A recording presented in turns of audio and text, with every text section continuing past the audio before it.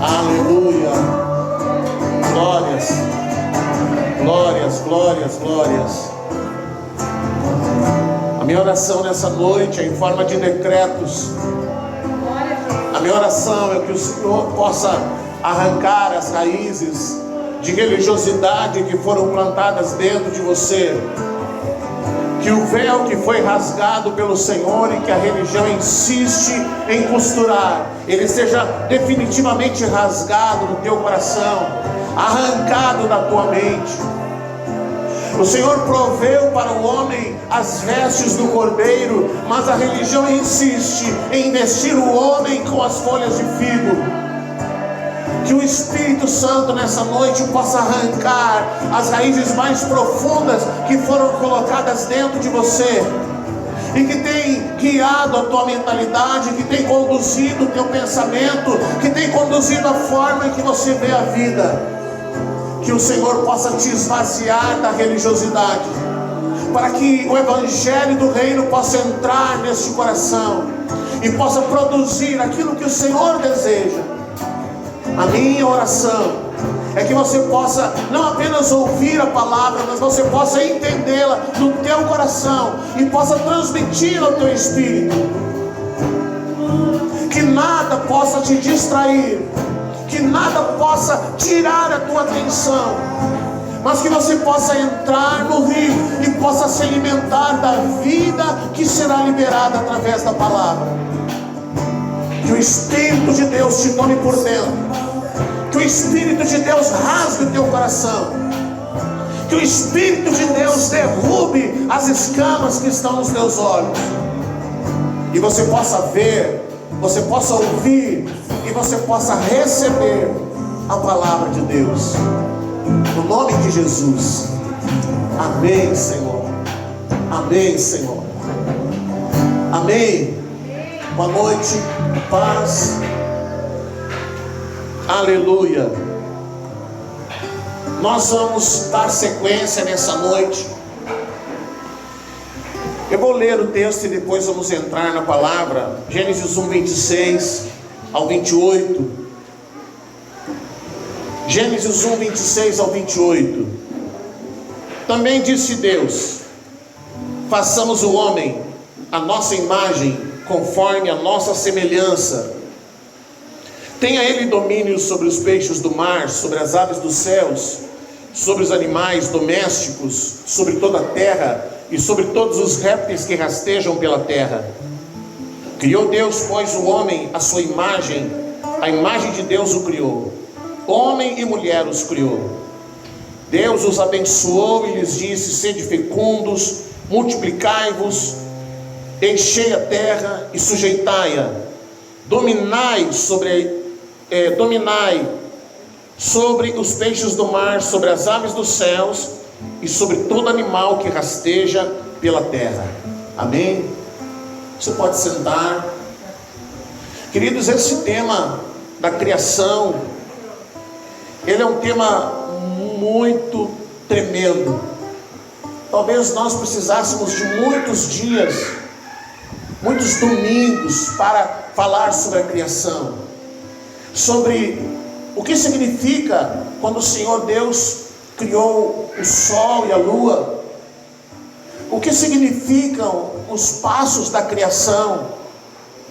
Infelizmente não há tempo para isso, porque nós precisaríamos de muito tempo para mergulhar nesse tema. Então nós vamos pincelar algumas partes deste tema da criação. Hoje nós vamos falar da criação propriamente dita, e na semana que vem nós vamos falar como Deus formou o homem, por que Deus formou o homem, o que significa o que Deus fez, qual era o seu ideal através do homem. Isso vai ser uma noite apenas para falar sobre isso. Mas nós poderíamos falar, por exemplo, sobre como surgiram os demônios. Está aqui na criação. Como surgiram os anjos caídos. Está aqui na criação. Nós poderíamos falar sobre como Deus separou para si o homem, o que Ele idealizou para o homem, e por que o homem precisa se posicionar em Deus. Mas não há tempo para isso. Nós não temos tempo para ficar, 6 meses falando sobre esse tema. Mas nós vamos aproveitar esses 3 ou 4 domingos para mergulhar. Na semana passada nós vimos, eu quero fazer uma breve recapitulação, que o Deus que criou os céus e a terra, nós vimos que os céus e a terra, quando Deus criou os céus e a terra, os anjos já existiam. E a palavra diz em Jó 38:4 até o verso 6, que quando Deus criou os céus e a terra, os anjos cantaram, os anjos celebraram, os anjos adoraram a Deus. Foi algo tão extraordinário, foi algo tão tremendo, que é como se esses anjos que já existiam, esses seres angelicais que já existiam, quando o Senhor criou os céus e a terra, eles olharam para aquilo que Deus criou e eles disseram: uau, que extraordinário, que tremendo. E eles cantaram, a forma deles expressar o seu impacto, expressarem quão maravilhados ficaram com a criação dos céus e da terra, que eles cantaram, eles adoraram ao Senhor. E eu lembro de ter dito que o mesmo aconteceu quando Jesus nasceu.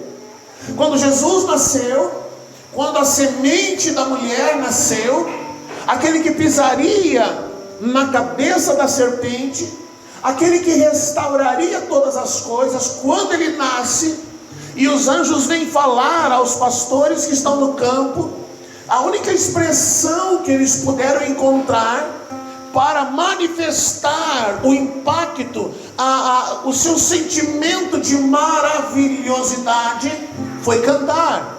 E eles então cantaram quando Jesus nasceu. E isso aconteceu quando o Senhor criou todas as coisas.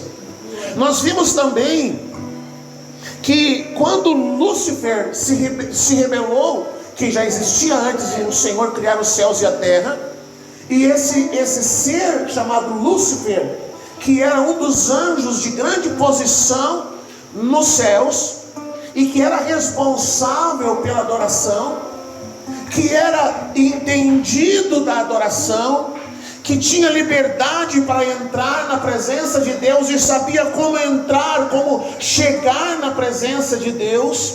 Ele era um dos querubins que pousavam sobre a arca numa posição de adoração. Esse anjo, um dia ele foi contaminado, o seu orgulho entrou no seu coração, e ele viu que ele era tremendo, que ele sabia adorar, ele viu que ele sabia cantar, ele viu que ele sabia tocar o coração de Deus, e isso encheu o seu coração, e ele decidiu ocupar o lugar de Deus.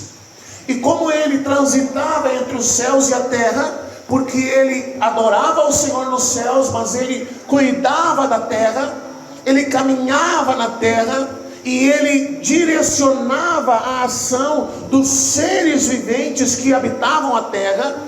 E da mesma forma em que ele organizou uma rebelião, influenciando os seres da terra e os seres dos céus, Deus trouxe um juízo sobre a terra e sobre os céus. Então a palavra de Deus diz que a terra se tornou um caos. A terra, os céus e a terra foram julgados por Deus. A terra perdeu a sua beleza, porque nós vimos na semana passada que o Senhor criou a terra para que seja habitada. Ele não criou a terra para ser um caos. Então quando o Senhor trouxe esse juízo, e esse juízo está presente quando Gênesis 1:2 fala que a terra estava sem forma e vazia, e havia trevas sobre a terra. Trevas fala de um juízo. Quando o Senhor ele trouxe juízo sobre o Egito, pela forma como como os egípcios trataram os hebreus. Uma das formas de juízo que vieram as 10 pragas, e esse é um bom tema também para alguns domingos, as 10 pragas.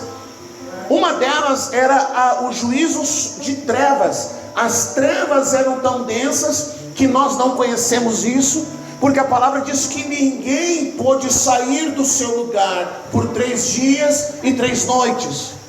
Ninguém conseguia se mover. Nós não sabemos o que é treva, porque existe luz na rua, existe luz na nossa casa. Mesmo quando as luzes estão apagadas, ainda assim não há trevas tão densas que você não possa se mover. Mas lá, quando o juízo veio, houve trevas sobre a terra. Os céus e a terra foram tomados pelas trevas. Então nós vimos isso na semana passada, e vimos que o Senhor usou aqueles 3 elementos para formar o homem. E vimos que Deus disse para o homem: você tem que dominar. Porque Deus agora cria o homem, Deus agora forma o homem, essa é a palavra certa, para ele ocupar o lugar de Lúcifer. Essa guerra constante de Lúcifer com o homem, contra o homem, é justamente porque ele não pode ele não tem como vingar-se de Deus, ele não tem como tentar novamente ocupar o lugar de Deus. Então ele vinga-se no homem, ele atinge o homem, ele quer destruir o homem, porque o homem, um ser inferior a um anjo, a palavra diz um pouco menor do que anjos o Senhor nos fez. Nós somos inferiores aos anjos. Nós não temos a habilidade de nos mover tão rapidamente. Nós não temos muitas habilidades que os anjos têm. Mas Deus olhou para o homem e Deus formou o homem para ocupar o lugar que era de Lúcifer. Para quê? Para a glória de Deus. Que o homem o adorasse, que o homem pudesse manifestar a sua glória. E esse vai ser o tema da próxima semana. O que o Senhor fez quando Ele formou o homem. Então Deus toma a terra, Deus toma a água, Deus toma os elementos dos céus, e Ele coloca dentro do homem, para que o homem governe os céus, que era o lugar onde Lúcifer governava, que o homem governe sobre a terra, e que o homem governe sobre as águas. E nós falamos na semana passada, que muitas vezes no reino, nós nos tornamos muito moles, vou dizer assim, muito calmos, muito passivos, porque às vezes nós estamos enfrentando grandes lutas, e às vezes alguém não sabe como se posicionar. O que ele vai fazer? Eu vou expulsar o demônio, o que eu tenho que fazer? Mas nós vimos que, por exemplo, quando o Senhor quis restaurar Israel, e Ele levantou Elias, a nação inteira dominada pela idolatria, a nação inteira contaminada pela idolatria. Elias não convocou o povo para um culto de libertação. Ele não convocou o povo para trazer as imagens e quebrar as imagens. Ele levantou um altar de adoração. Ele levantou um altar de adoração ao Senhor. E eu estava falando essa semana com a irmã Giane, e ela estava dizendo: nós entendemos, quando Paulo e Silas estavam na prisão, eles não levantaram: Senhor, vamos fazer aqui agora um culto de libertação, e vamos expulsar o demônio, porque agora nós estamos aqui presos. Não, eles levantaram um altar de adoração. Então, muitas vezes, querido, você está sofrendo, você está lutando, o inimigo está te atingindo e você não sabe o que fazer. Você tem que aprender a levantar altares de adoração. Você tem que aprender a governar as regiões celestiais. Você tem que aprender a dominar, porque o Senhor disse para o homem 2 vezes: domine. E ao invés de ficar se defendendo, ao invés de ficar chorando, ao invés de ficar lamentando, ao invés de ficar lambendo as suas feridas, levante um altar de adoração. Levante um altar de adoração na sua casa, levante um altar de adoração no seu trabalho, levante um altar de adoração nas ruas, libere decretos espirituais, conheça a palavra, porque essas são as armas que Deus nos dá. E a palavra diz que as armas que Deus nos dá, elas são poderosas. Mas que adianta Deus te dar um míssil e você não sabe usar isso? De que adianta Deus te dar uma arma poderosa e você guarda ela no bolso? Você tem que aprender a dominar, você tem que aprender a se posicionar. Agora, nós queremos entrar na criação. A palavra de Deus, ela diz em Gênesis 1:1 e Gênesis 1:2, ele fala da criação. Entre o primeiro capítulo, primeiro versículo e o segundo versículo, existe o que os teólogos chamam de um hiato, um espaço de tempo. Um espaço de tempo. Gênesis 1:1 diz: no princípio criou Deus os céus e a terra. Quando termina a palavra terra, o que vem depois? Vem uma vírgula, vem um ponto e vírgula. O que vem lá? Vem um ponto. E aí quando você aprende lá na escola, quando você põe um ponto, significa o quê? Que você terminou o assunto. Colocou um ponto ali. Então, Gênesis 1:1, ele está ligado ao que diz Jó, capítulo 38:4. Jó 38:4 diz assim: onde Deus está respondendo para Jó: onde você estava quando eu lancei os fundamentos da terra? Jó 38:4 está falando da criação de todas as coisas. E Deus diz para Jó: onde você estava quando eu lancei os fundamentos da terra? Responda, se você tem entendimento. Quem determinou as medidas da terra, se é que você o sabe? Quem estendeu sobre ela uma linha de medir? Sobre o que estão firmadas as bases, ou quem lhe assentou a pedra angular? Quando as estrelas da alva juntas alegremente cantavam, todos os filhos de Deus gritavam de alegria. Então nós vemos aqui, querido, que o que sustenta essa criação? Eu acho que eu acabei não colocando aqui a referência. Se eu não me engano é Colossenses 1:13. Deixa eu ver se é essa. Se não for, eu trago para vocês na outra semana, porque às vezes a gente fala alguma coisa e alguém diz: ah, o pastor está viajando. Então eu gosto de ler na palavra, para você não ficar com dúvidas. Eu gosto de fundamentar na palavra, para que você não refute a palavra. Deixa eu ver. Não é 1:13. Não, aqui é 2:13. Não é esse texto. Eu vou ver para você. A palavra diz que quem sustenta todas as coisas é Jesus.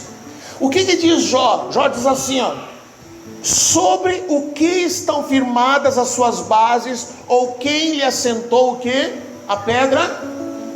Pedra angular. Quem é a pedra angular? Jesus. Então Deus está dizendo para Jó: Jó, você sabe quem sustenta todas essas coisas? Quem impede que a terra, já que ela é redonda, que ela saia rolando por aí? Você sabe o que é que mantém todas as coisas no seu devido lugar?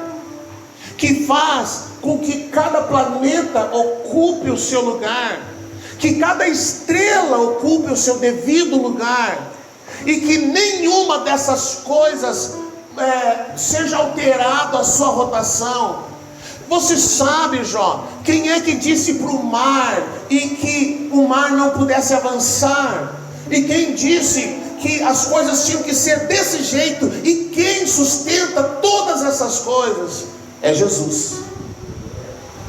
Jesus é a pedra angular. Deus disse: eu estabeleci, eu coloquei uma pedra angular que sustenta todas essas coisas. Então Gênesis 1:1, se tiver difícil para você, não pisca, para você não se perder, para você não ficar divagando. Está muito rápido, pastor? Não. Então Gênesis 1:1 está se referindo ao que diz Jó. No princípio criou Deus os céus e a terra. Criou todas as coisas, toda essa galáxia, todo o segundo céu, o terceiro céu, todos os céus, porque nós conhecemos um só. Você estuda, os homens estudam as galáxias, estudam toda essa estrutura. Eles vão com seus aviões, com as suas, os ônibus que vão lá para as nuvens, que vão na estrela, que vão em Marte, que vão em Lua, que viajam por toda essa galáxia, por toda essa imensidão, que o homem pode viajar e nunca chegará ao seu fim. Esse é o primeiro céu. E aí tem o segundo céu, onde Satanás acabou estabelecendo o seu trono. E temos o terceiro céu, que a palavra diz que é o lugar onde está o trono de Deus. E é o lugar onde Paulo diz: eu conheço um homem que esteve no terceiro céu, que entrou na presença do Senhor. O terceiro céu é o lugar onde João, um dia na ilha de Patmos, ouviu o Senhor dizer para ele: sobe para cá. É o lugar onde João entrou na sala do trono, na sala da adoração. E quando ele entrou na sala da adoração, ele viu alguém sentado no trono. E ele primeiro viu que era um cordeiro. Depois ele se volta e viu que era um leão. É nessa sala do trono onde os 24 anciãos tiram a sua coroa e adoram ao Senhor. É nessa sala do trono onde provavelmente aconteceu a reunião de Gênesis 1:26, que diz: onde a Trindade se reúne e elas tomam uma decisão: façamos um homem. É nesse lugar, no terceiro céu, Deus criou os céus e a terra. Amém? E Ele criou todas essas coisas. Então a palavra de Deus diz em Gênesis 1:1 que Deus criou todas as coisas. Aí o verso 2 diz: a terra porém estava sem forma e vazia, havia trevas sobre a face do abismo, e o Espírito de Deus pairava por sobre as águas. Então nós temos agora, houve um juízo de Deus, a terra se tornou um caos, sem forma e vazia, significa caos. Mas não significa que ela foi destruída, não significa que tudo desapareceu, mas ela diz que havia trevas e havia água. A palavra diz: havia trevas sobre a face do abismo, e o Espírito de Deus pairava sobre as águas. Então essas coisas estavam lá. E quando nós vamos ver a partir do verso 3, nós vamos encontrar a partir do verso 3, 3 palavras vão se repetir. Nós vamos ver a palavra dizendo: e Deus fez. Nós vamos ver a palavra dizendo: e Deus fez isso. E nós vimos na semana passada que essas 3 palavras, elas vão aparecer nesse tempo da criação. Nós vamos falar que Deus criou. E quando a palavra diz que Deus criou, significa que Deus fez, que Deus, Ele do nada trouxe a existência. Então o que ela está dizendo? Não havia céus e não havia terra, mas Deus criou, do nada. Deus criou e trouxe a existência. Mas nós vamos ver que outras vezes a palavra ela diz que Deus fez. Quando Deus faz, significa que Ele pega uma matéria que já existe, e dessa matéria que existe, Ele faz outra, Ele muda, Ele transforma essa matéria em outra. Nós fazemos isso. Você sabia? Nós fazemos isso. Quem estava aqui na semana passada, ou quem ouviu a mensagem da semana passada, hoje não está tão perdido. Nós, quando vamos construir uma casa, a gente não diz: eu criei uma casa. A gente diz: eu fiz uma casa. Por que nós dizemos eu fiz uma casa? Porque nós pegamos um monte de cimento, um monte de areia, de ferro, de brita, de pedra, e nós transformamos esses elementos numa casa. Então a sua casa é um monte de pedra, de cimento, de tijolo, que pela graça e pela habilidade que Deus deu ao homem, porque o homem é a imagem e semelhança de Deus, então Deus te deu a graça de você transformar a areia, o cimento, todas essas coisas numa casa. Então você fez uma casa. Nós fizemos esse prédio, um monte de madeira, um monte de pregos, de parafusos, e nós transformamos aquele material nesse prédio. Isso é fazer. Então nós vamos ver que Deus fez muitas coisas. E depois nós vamos ver que além de criar do nada, além de fazer, transformando elementos, Deus formou. E essa é a única vez que Deus formou alguma coisa. Foi quando Ele fez o homem. Quando Ele juntou elementos. E além de juntar esses elementos, Ele soprou algo no homem. Então Deus formou o homem. Porque Ele pega a terra, Ele pega a água, e Ele transforma isso. Vou usar essa palavra. No homem. Ele injeta no homem algo que faz com que aquilo que não tinha vida recebesse vida. Ele faz do homem uma estrutura. E nós já falamos aqui, não sei se foi semana passada ou retrasada, quando a gente pega o ovo, quem conhece o ovo? Ovo de galinha, quem conhece?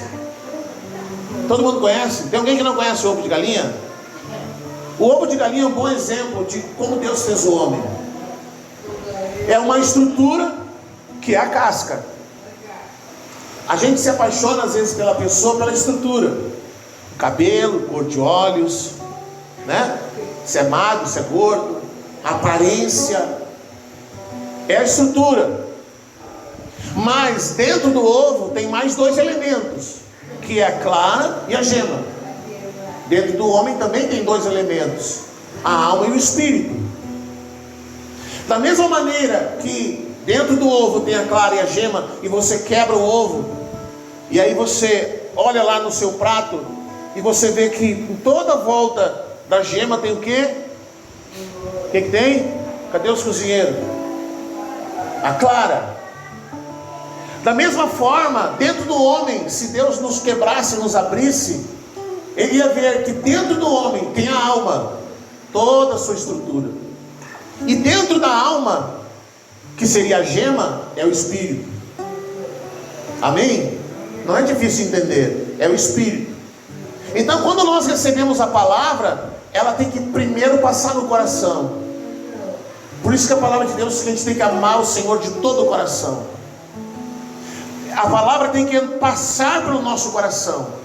Ela tem que lutar para entrar nesse coração, para que depois ela chegue ao espírito. Deus tem que separar isso dentro de nós. É a mesma coisa. Então nós vamos ver que Deus formou o homem, Deus criou algumas coisas e Deus fez outras. Eu vou ler alguns textos aqui. Gênesis 1, verso 3. Disse Deus: haja luz, e houve luz. Primeira coisa. Aqui Deus não criou e Deus não fez. Interessante isso. Deus não criou e Deus não fez.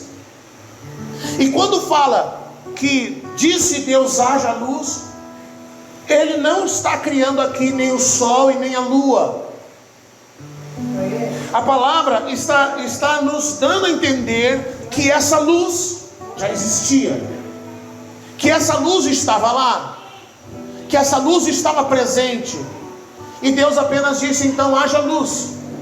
É como você chega em casa, né? Você bem evangélico, chega em casa e diz para o seu filho: haja luz.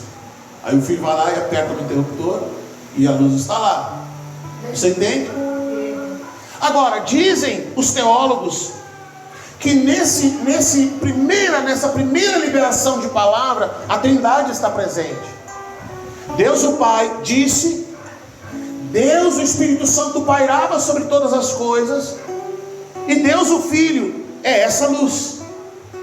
É a luz que já estava lá, é a luz que já existia, é a luz que as trevas não puderam conter, é a luz que surge. Quando a luz surge, as trevas fogem. E diz a palavra assim no verso 4: e viu Deus que a luz era boa, e aí Ele fez uma separação entre luz e as trevas. Não é sol, não é lua. Sol e lua, eles surgiram no quarto dia. No quarto dia. Mas no primeiro dia, no início do primeiro dia, depois do hiato, da separação do tempo em que o Senhor trouxe juízo sobre a terra, a primeira coisa que Deus diz, antes de recriar qualquer coisa, Ele apenas diz: haja luz. E a luz veio à existência. Verso 9, eu não vou ler um por um, porque senão, como eu disse, às vezes as pessoas dizem: ai pastor, prega 1 hora. Alguém me disse assim: ai, quando eu vejo que a mensagem é de 1 hora, eu nem paro para assistir, me cansa. Apaixonado por Jesus, né? A mensagem de 1 hora eu nem paro para assistir, me cansa assistir uma mensagem assim. Só Jesus para amar esses crentes, olha. Verso 9 diz, vamos lá. E disse também Deus: ajunte-se as águas debaixo dos céus num só lugar, e apareça a porção seca, e assim se fez. Isso significa que já existia. Então Deus, Ele transforma, Ele muda de aparência. Deus não criou, Ele apenas mudou de aparência, Ele transformou essas coisas. Verso 11.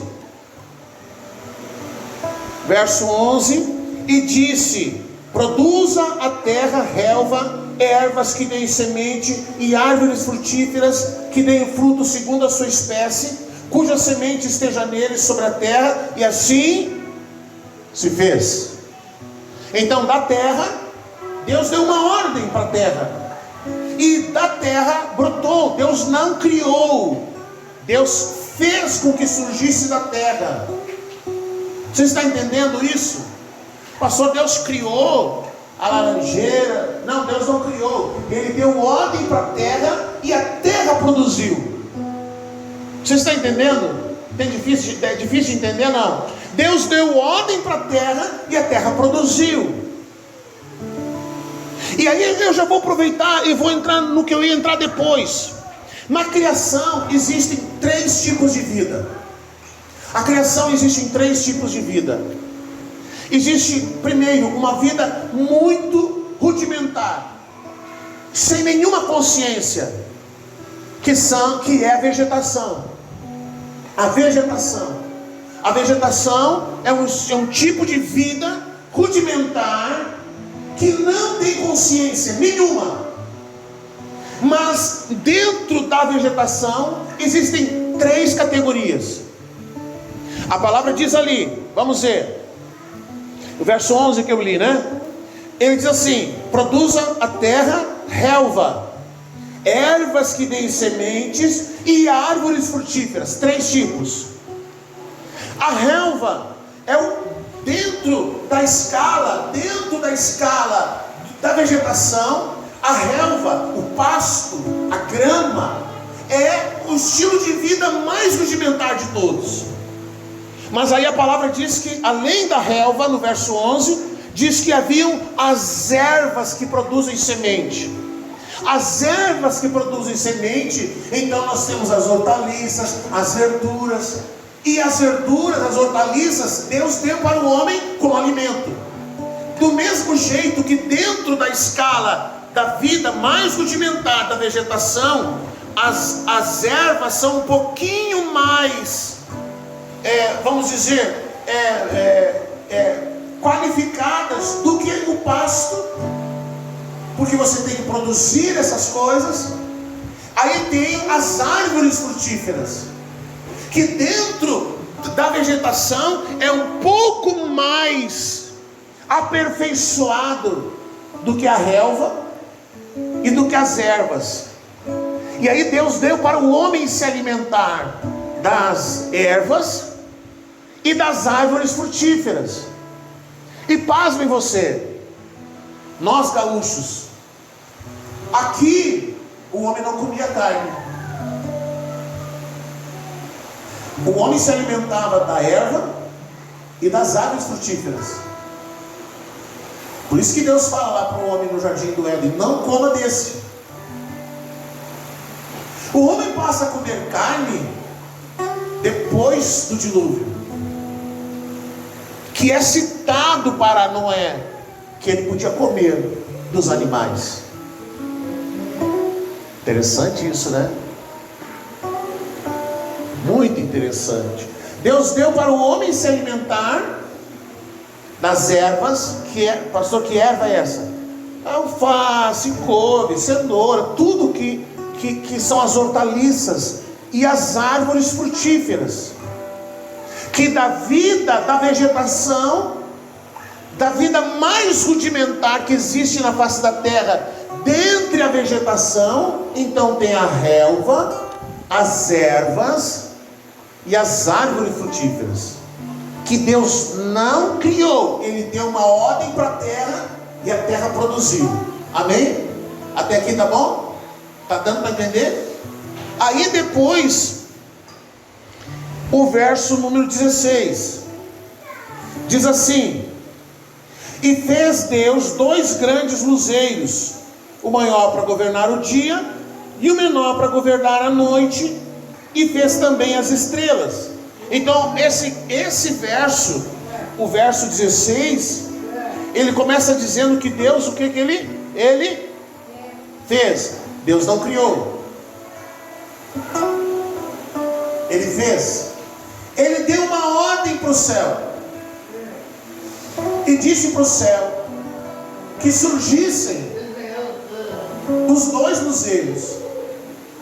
Talvez um dia, depois que passar todo, eu vou falar sobre esses 2 luzeiros. O que significa? Aí Deus deu uma ordem, Deus disse faça, e fez. Ele pegou elementos que já existiam nos céus e ele transformou nesses 2 luzeiros. E aí veio a luz que a gente conhece, a luz do sol e a luz da lua, um para governar o dia e outro para governar a noite. Amém? Deus fez, ele não criou, Deus fez. No verso 25 diz assim: e fez Deus os animais selváticos, os animais selvagens, segundo a sua espécie, os animais domésticos, conforme a sua espécie, e todos os répteis da terra, conforme a sua espécie. E viu Deus que era bom. Da mesma maneira que entre a vegetação existe uma diferença no estilo de uma vida rudimentar, quando Deus ele faz os animais, do que Deus fez os animais? Da terra. Ele deu uma ordem para a terra, para que a terra produzisse, para que a terra gerasse. Talvez essa é a palavra mais certa, para que a terra gerasse os animais. Quando Deus faz os animais, eles também são separados por categoria. Assim como a vegetação é uma vida rudimentar, sem consciência, os animais também são uma vida rudimentar, mas com um estado consciente inferior ao do homem. Um estado consciente inferior ao do homem, os animais. Então, o seu cachorrinho conhece você, o seu gato conhece você, mas ele não é apaixonado por você. Ele tem uma consciência de quem é você, de quem entra na sua casa, que não é da casa. Ele tem consciência que você é aquele que o alimenta, e que por isso ele tem um relacionamento com você. E aí a pessoa diz: ele é apaixonado por mim. Não, ele é apaixonado porque você dá comida para ele. Se o outro der comida, ele vai deixar de gostar de você, vai gostar do outro. É uma vida rudimentar com um estado de consciência inferior ao do homem. Amém? Agora, entre esses animais também está dividido. Entre esses animais também está dividido. Assim como são uma vida muito rudimentar, então, por exemplo, os peixes dos animais são aqueles que têm uma consciência mais inferior. Então os peixes, eles se assustam até quando vê outro peixe, se assusta e foge. É muito inferior. Aí tem os animais da terra, tem as aves. As aves, ele já é um pouco mais aperfeiçoado do que o peixe, por exemplo. E aí tem os outros animais, que já é entre os animais que tem estado de consciência maior. Aí tem o cachorro, o boi, a vaca, o cavalo, elefante, que são animais que eles conseguem se relacionar com o homem, trabalhar com o homem. Então o homem consegue fazer com que o cavalo trabalhe para ele, com que o elefante trabalhe para ele, com que os animais trabalhem para ele. E esses animais que têm esse estado de consciência um pouquinho mais aperfeiçoados e que ajudam e ajudaram o homem a construir todas as coisas entre os animais. Amém? Não está difícil? Você deve estar difícil, pastor? Está muito difícil? Agora você viajou e disse: pastor, não dá. Jesus querido. Está difícil, Samuel? Não. Assim como na natureza, a vegetação é uma vida sem nenhuma consciência. Amém? Então temos os animais. Os animais já têm um pouquinho mais, já têm consciência da sua existência, tem consciência das coisas que acontecem à sua volta. Então entre esses animais, que da mesma forma que existe uma separação entre a vegetação, também existe entre os animais, os peixes, os animais da terra, as aves. Entre esses animais, o seu estilo de vida mais aperfeiçoado estão os animais que a palavra fala, os animais selvagens, animais domésticos, animais que o homem consegue trabalhar com eles e consegue fazer com que juntos eles possam produzir, que tenham uma vida, uma forma de consciência mais aperfeiçoada. Eu acho mais fácil que isso, eu não consigo falar. Um pouquinho mais aperfeiçoado. Não é uma pessoa, e eu vou ser bem franco, eu sei que as pessoas gostam de bichinho, eu sei que as pessoas gostam de cachorrinho, gostam de gatinho, mas um cachorrinho, um gatinho, ou seja o bicho que for, não é seu filho. Ai, meu filho de 4 patas, não é filho. Não é filho, não confunda as coisas. Filho é um ser humano. Você pode amar o seu cachorrinho, você pode ser apaixonado por seu cachorrinho, por seu gatinho, mas não é filho. E às vezes as pessoas preferem um cachorrinho e um gatinho, porque cachorrinho e gatinho, quando incomoda, você tranca numa sala, tranca num lugar, prende lá num chiqueirinho, prende lá no viveiro, prende lá num canil. Agora você desobedeceu o papai, desobedeceu a mamãe, vai ficar de castigo. Aí põe o cachorrinho lá, fica aí para pensar na vida. O animal não sabe, não tem consciência de que o seu sofá custa R$1.000, não tem consciência de que a sua mesa você pagou em 50 prestações, ele foi lá e roeu o pé da mesa. Ele não tem consciência dessas coisas. Não é uma vida que tem consciência. Não é filho, é um bicho. Ele tem consciência que você dá alimento para ele. Ele tem consciência que você dá a ração. Ele tem consciência que você dá o leite. Ele tem consciência que você dá a carninha para ele. Mas ele não é um estilo, um estado de vida que tem consciência de todas as coisas. Ele conhece, reconhece quem vive na sua casa. Mas ele não sabe ler, não sabe escrever. Você entende? É uma vida rudimentar que tem um pouco de consciência das coisas, mas jamais vai ser um filho. Então às vezes a pessoa quer um bichinho, não quer um filho, porque um filho, o filho é só Jesus na causa.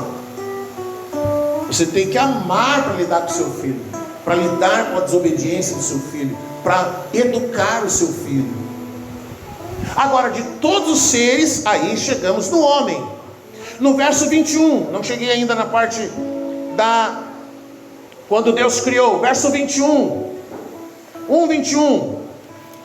Até agora nós vimos todas as vezes que Deus disse, e aí diz que Deus fez. Deus deu ordem para a água para produzir os animais, Deus deu ordem para a terra para produzir os animais, Deus deu ordem para que as coisas surgissem. Elas foram transformadas, então Deus fez. Mas no verso 21 diz: criou Deus os grandes animais marinhos e todos os seres viventes que rastejam, os quais povoam as águas segundo as suas espécies. Agora não diz que Deus fez, Deus criou. Quando Deus criou, Ele usou o quê? O que Deus usou? Alguém falou? Deus usou nada. Ele criou do nada. Quando Deus fez, Ele fez as ervas, Ele disse: vamos produzir. A terra produziu. Mas os peixes, os animais das águas, os animais que rastejam, Deus criou. Não sei se está difícil. Aí chega no homem, finalmente chega no homem, que é o ser com o estilo de vida mais evoluído da face da terra, que tem plena consciência de todas as coisas,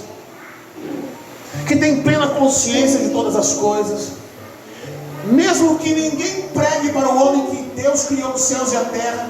Lá nos rudimentos da história, e história é a terra, o chão da pastora Márcia, os homens olharam para o céu, olharam para os trovões, para os relâmpagos, olharam para as manifestações da natureza, e sem que ninguém lhes dissesse nada sobre a existência de um Deus que havia criado todas as coisas, em todas as civilizações, o homem que é o ser mais evoluído e que tem a maior consciência de todas as coisas, ele entendia que não foi o homem quem criou todas as coisas, e que havia um ser superior que criou todas essas coisas, que deu cores à vegetação, que colocou as cores nos animais, que deu ordens ao mar, que deu ordens à natureza, que colocou as coisas no seu devido lugar. Essas coisas não surgiram por sua própria vontade, não foi o homem quem fez isso. Quem fez isso foi um ser superior. O homem tem consciência dessas coisas, o homem tem consciência da existência de Deus. Então em 1:26 a palavra diz assim, estou quase terminando: façamos o homem a nossa imagem, conforme a nossa semelhança. Nós vamos ver com mais profundidade na próxima semana. Então a Trindade se reúne, Deus o Pai, Deus o Filho, Deus o Espírito Santo, reúnem-se numa mesa, sentam-se em um lugar, numa reunião, numa conferência. Os três sentam juntos e eles dizem: façamos o homem, façamos o homem, façamos o homem. Amém? Aí vem, aqui foi tomada a decisão, aqui a Trindade decide fazer o homem. Vamos para o capítulo 2, para o verso 7, e esse vai ser, semana que vem nós vamos falar, nós vamos mergulhar nessa questão. 2:7. Então, o que diz ali? Deus fez o quê? Deus formou. 2:7. Então formou o Senhor Deus ao homem do pó da terra, e lhe soprou nas narinas o fôlego de vida, e o homem passou a ser alma vivente. De todas as criaturas que Deus criou, a vida mais evoluída, a vida com maior consciência de todas as coisas, é o homem. É o homem. É aquele que Deus criou para ser a sua imagem e semelhança. É aquele que Deus disse: você tem que dominar. E o homem tem consciência que tem que dominar, mas a queda corrompeu essa mente, essa mentalidade de dominar. Porque Deus disse para o homem: domine sobre os animais, domine sobre os peixes, domine sobre a terra. Mas a queda corrompeu a mentalidade do homem. E sobre quem o homem quer dominar? Sobre outro homem. Nimrod foi o primeiro homem a dominar sobre outro homem. E em toda a história, um homem dominando sobre outro homem, usando a religião para dominar. Usando a religião para dominar. usando a religião para conduzir os homens para pensar e agir conforme o homem quer, onde um homem domina sobre outros, um homem dá ordem sobre outros, um homem governa sobre outros homens, um subjuga o outro, um escraviza o outro,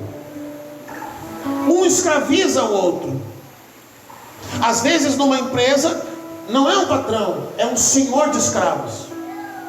Às vezes dentro de uma congregação não é um pastor, é um senhor de escravos. Às vezes dentro de uma comunidade não é um prefeito, é um senhor de escravos, dominando sobre outros, governando sobre outros, pisando sobre outros, subjugando outros, humilhando outros. Deus não criou o homem para governar, para pisar sobre outros homens. Deus disse para o homem: governe sobre os animais. Mas essa ideia foi corrompida, essa mentalidade foi corrompida. Então o homem passou a governar sobre outros homens. Essa é a mentalidade babilônica, essa é a mentalidade que entrou para dentro da igreja. Em Apocalipse diz que Deus diz para o homem: sai da Babilônia. Quando Deus diz para sair da Babilônia, Deus está falando da mentalidade religiosa. Irmãos, de todas as coisas, de todas as formas de domínio de um homem sobre outro, a mentalidade religiosa é a pior de todas. É a pior de todas. Quando você olha para a lei judaica, para o sistema judaico, que ele domina todos os passos da vida de um homem. O homem acorda pela manhã, ele precisa lembrar que dia da semana é esse. Se for um dia de sábado, quantos passos ele pode dar naquele dia? O que ele pode fazer? E se por acaso ele é casado e a sua esposa está nos dias das suas regras, ele não pode tocá-la, ele não pode deitar-se com ela na cama, ele não pode sentar-se com ela à mesa. Então a religião, ela dominava todos os pensamentos daquele homem. Então quando Jesus vem e ele olha para as pessoas cansadas de uma mentalidade religiosa, Jesus disse assim: vinde a mim, todos vós que estáis cansados e sobrecarregados. Sobrecarregados do quê? Da religião, da religiosidade. Irmãos, se nós compararmos a religião judaica com a religião evangélica, eu não posso deixar de falar isso. É a mesma coisa. Então, você não pode vestir assim, você não pode cortar o seu cabelo, você não pode usar uma maquiagem, não pode depilar o braço, não pode depilar a perna. O homem tem que usar só calça social, só camisa manga longa, não pode usar barba. Não pode isso, não pode aquilo, não pode entrar nesse lugar, não pode falar isso, não pode falar aquilo. Tem que falar desse jeito, tem que viver desse jeito, tem que viver dessa forma. E não pode se envolver com pessoas do mundo. Isso domina de tal forma a mentalidade do homem. Isso deforma de tal maneira psicologicamente o homem, que quando ele se depara com o Evangelho, que é puro e simples, que Jesus disse: venha para mim, Jesus disse: aprendei de mim. E aí o Espírito Santo tem que entrar, irmãos, nesse lugar obscuro no coração do homem, que ele passou uma vida inteira dentro da religião, e tudo aquilo que ele pensava que era certo, que tinha convicções de que era verdadeiro, Jesus vem e para ele colocar e entrar com o Evangelho nesse coração tomado pela religião, ele precisa arrancar, ele precisa destruir essas coisas. Ele precisa destruir essas coisas. Então, para você ter uma ideia, se nós estivéssemos num ambiente de religião, o Eduardo não podia vir desse jeito lá na igreja, bermuda.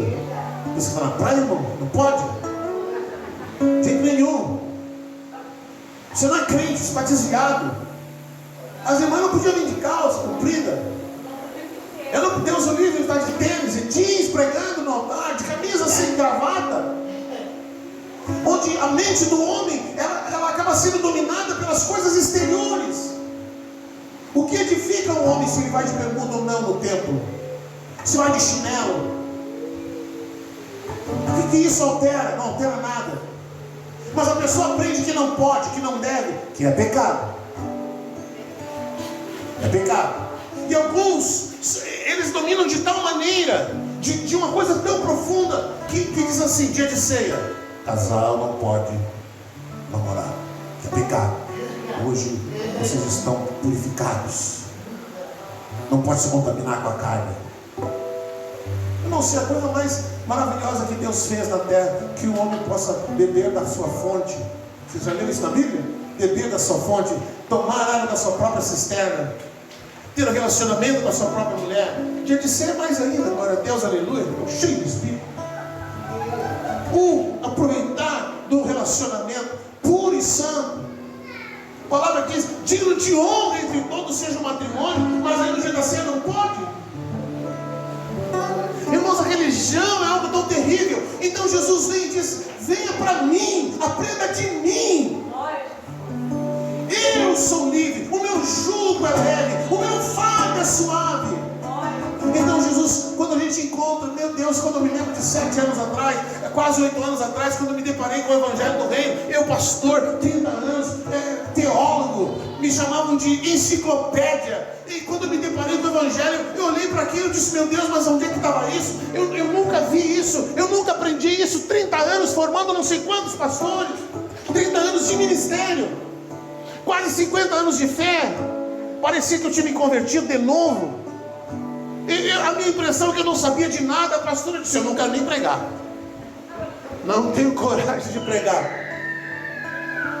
Meu Deus, uma vida inteira dedicada à religião, dedicada a uma denominação, comprando terreno, construindo coisas, reformando coisas e edificando coisas para a religião e nada para Deus.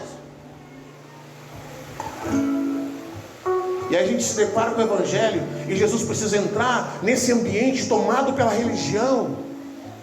E é quase o que ele diz para Lázaro, morto, dentro de uma sepultura. Jesus diz para Lázaro: vem para fora, Lázaro. Jesus tem que olhar para a gente e dizer: Fernando, vem para fora, sai daí. Você está no meio do ambiente de morte. E a gente começa a andar dentro do Evangelho, a gente começa a andar dentro da visão do reino. Meu Deus do céu, aonde estava tudo isso? Onde estava escrito tudo isso que eu não vi, que eu não enxerguei, que eu não consegui entender? E como que agora as coisas saltam aos nossos olhos? Então Jesus precisa entrar nesse ambiente, arrancar os véus, arrancar as escamas. Meu Deus amado, a gente se converte, a gente realmente se converte. Essa é a sensação: eu me converti. Consciência de arrependimento, consciência de que é pecado, consciência do que é ser um mercenário, consciência das coisas. E esse processo é um processo dolorido, muito dolorido, onde a carne e o espírito entram em conflito. Mas eu quero encerrar dizendo que o Deus que tudo pode, o Deus que criou todas as coisas do nada, o Deus que do nada criou os céus e a terra, o Deus que do nada criou os animais, o Deus que pegou o pó da terra e formou o homem e soprou nele vida, o Deus, esse Deus, Ele pode olhar para cada um de nós e nós podemos nos sentir desajustados nessa terra. Nós podemos sentir na nossa mente, no nosso estado de consciência, alguém pode olhar para si mesmo e dizer: eu não tenho jeito, a minha vida não tem jeito, a minha vida não tem solução, eu fui criado assim, a vida me bateu de tal maneira que hoje eu me tornei aquilo que eu sou, um desastre humano, não há solução para mim.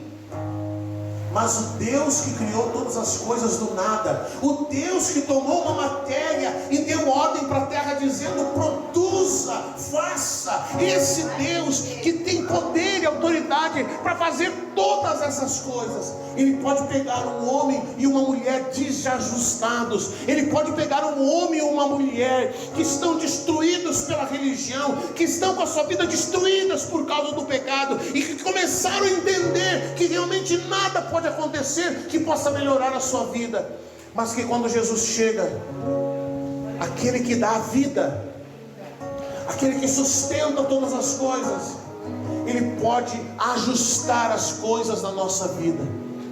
Ele pode ajustar as coisas na nossa vida. Ele pode ajustar a nossa família. Ele pode ajustar o nosso casamento. Ele pode ajustar a nossa mente. Ele pode ajustar o nosso espírito. Ele pode vivificar o nosso espírito. Ele pode nos dar vida de volta. Ele pode nos tirar do túmulo, como Ele fez com Lázaro e disse: vem para fora. Esse mesmo Deus que olha para João, um homem como nós, tomado pelo pecado, e Ele diz para João: João, sobe até aqui. João, apaixonado por Jesus, um homem tão falho quanto eu e você. Os céus olham para ele e diz: João, vem até aqui. A paixão de Jesus por João. Esse Deus, Ele pode ajustar as coisas na sua vida. Esse Deus pode curar as tuas emoções. Esse Deus pode curar o teu corpo físico. Esse Deus pode restaurar o teu espírito. Esse Deus pode trazer vida onde não há vida. Esse Deus que do nada criou todas as coisas, do nada pode colocar as coisas em ordens na sua vida.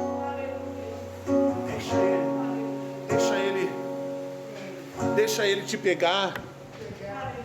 Deixa Ele entrar dentro de você e trazer vida. Entenda. Talvez você está sendo governado por tantas coisas.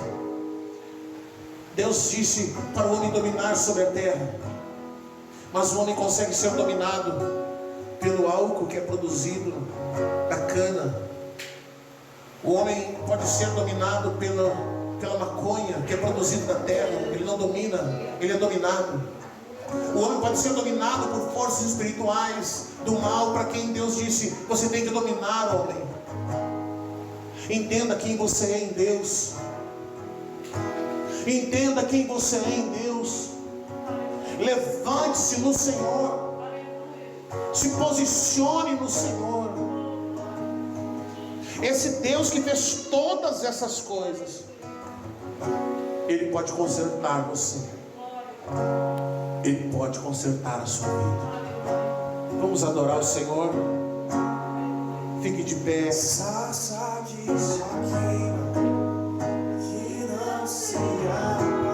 Vamos, querido, adore o Senhor. Há um rio fluindo. Há um rio fluindo. Há um rio fluindo. Você tem consciência. Você tem consciência que esse é um ambiente de glória.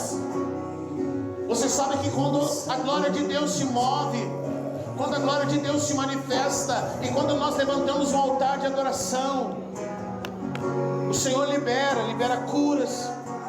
O Senhor libera a cura da sua alma, libera a cura das suas emoções. O Senhor libera a cura do seu corpo físico. Apenas adore o Senhor. Apenas adore a Ele. Apenas adore a Ele. Erga a tua voz e o adore.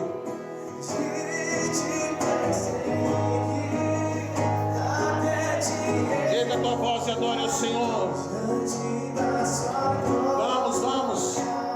Vamos, querido, levante a tua voz e adore ao Senhor.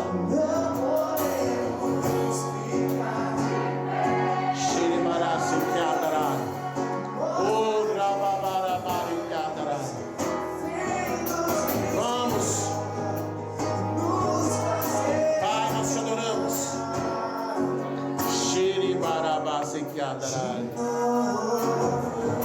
Aleluia. Isso aqui só tem.